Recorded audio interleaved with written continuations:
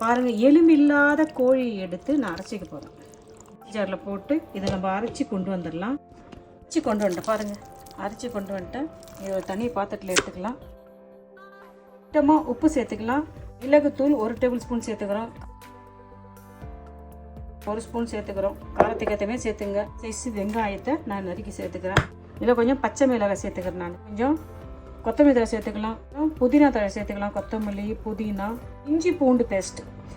இஞ்சி பூண்டு பச்சை மிளகாயை சிக்கன் கூட சேர்த்து அரைச்சிக்கலாம். நான் சிக்கன் தனியாக அரைச்சிட்டு இஞ்சி பூண்டு தனியாக சேர்க்குறேன். நான் இஞ்சி பூண்டு பேஸ்ட்டு.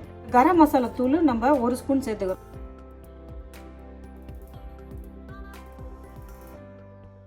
இல்லை மசாலா போட்டு மிக்ஸ் பண்ணி வச்சிட்டோம். இதில் நம்ம உருளைக்கிழங்கு சேர்த்துக்கிறோம். கொஞ்சம் ப்ரெட்டு தூள் சேர்த்துக்கலாம். உருளைக்கிழங்கு ப்ரெட்டு தூள் சேர்த்து நம்ம நல்லா அழகாக அந்த கறியை பிசைஞ்சிக்கலாம். ப்ரெட்டு தூள் உருளைக்கிழங்கு போட்டு பிசைஞ்சிக்கிட்டோம். இதில் 2 முட்டை எடுத்து வச்சுக்கிறோம். முட்டையை நல்லா நம்ம அடிச்சிக்கலாம். இங்கே ப்ரெட்டு தூள் எடுத்து வச்சுக்கலாம். இங்கே கொஞ்சம் மைதா மாவு எடுத்து வச்சுக்கிறோம். எண்ணெய் தடவிக்கலாம். கொஞ்சம் கையில் எண்ணெய் தடவிக்கின்னு ஒரு உருண்டை எடுத்துக்கலாம். நம்ம தட்டிக்கலாமா? அந்த எண்ணெயை வச்சுட்டு நீங்கள் அழகாக அதை ரவுண்ட் பண்ணிங்க. எண்ணெய் தான் ஒரு கொத்தல் போட்டுக்கலாம். இது உள்ள கட்டு அப்படியே எடுத்துடலாம். ஏன் செஞ்சுட்டு அப்படியே நம்ம கொண்டு வரோம். மைதாவில் போடலாம். மைதாவில் போட்டுட்டு முட்டையில் போடுறோம். கலந்துக்கிறோம். முட்டையில் கலந்துட்டு முட்டை அப்படியே ப்ரெட்டு தூளில் போட்டு மேலே போட்டுட்டு ப்ரெட்டு தூள் எடுத்துட்டு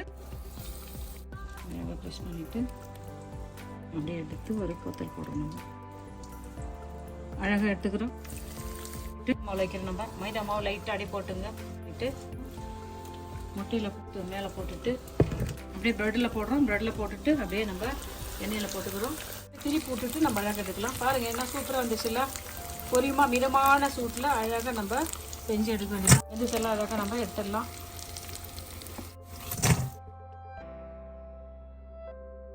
எல்லாம் அழகாக எடுத்துடலாம். ஒரு உண்டை எடுத்து வச்சு அப்படியே ப்ரெஸ் பண்ணுறோம். செஞ்சுட்டு அப்படியே இதை எடுத்து போட்டு வைக்கிறோம். அப்படியே போடுறோம். அப்படியே இங்கே வச்சுட்டு அப்படியே ப்ரெட்டு தூள் மேலே போடணும். எண்ணெயில் அப்படியே நம்ம எண்ணெயில் போட்டுக்கலாம். மிதமான சூட்டில் அழகாக நம்ம திருப்பி போட்டு எடுக்கலாம். இது போட்ட பிறகு நம்ம அனலை கம்மி பண்ணி எண்ணெய் சூடு பண்ணுற வரைக்கும் தான் இருக்கணும். எண்ணெய் சூடு ஆகிட்ட பிறகு அனல் நம்ம கம்மி பண்ணிவிட்டு இது வறக்கணும். பாருங்க என்ன சூப்பராக இருக்குதுல்ல. அப்படியே இது மிதமான சூட்டில் பாருங்க என்ன சூப்பராக அழகாக இருக்குல்ல.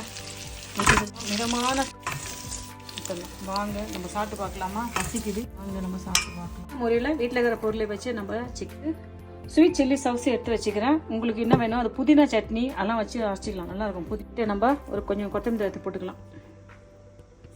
இது மேலே கொஞ்சம் அப்படியே கொத்தமல்லி தழை போட்டுக்கலாம். பாருங்கள் என்ன ஈஸியாக எளிமையான முறையில் இந்தாங்க நீங்கள் சாப்பிட்டு பாருங்கள்.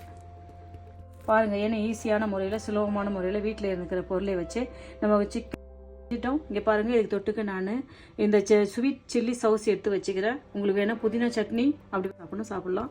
சின்ன குழந்தைங்க வரைக்கும் பெரியவங்க வரைக்கும் விரும்பி சாப்பிடக்கூடிய ஒரு சிக்கன் செஞ்சு முடிச்சிட்டோம்.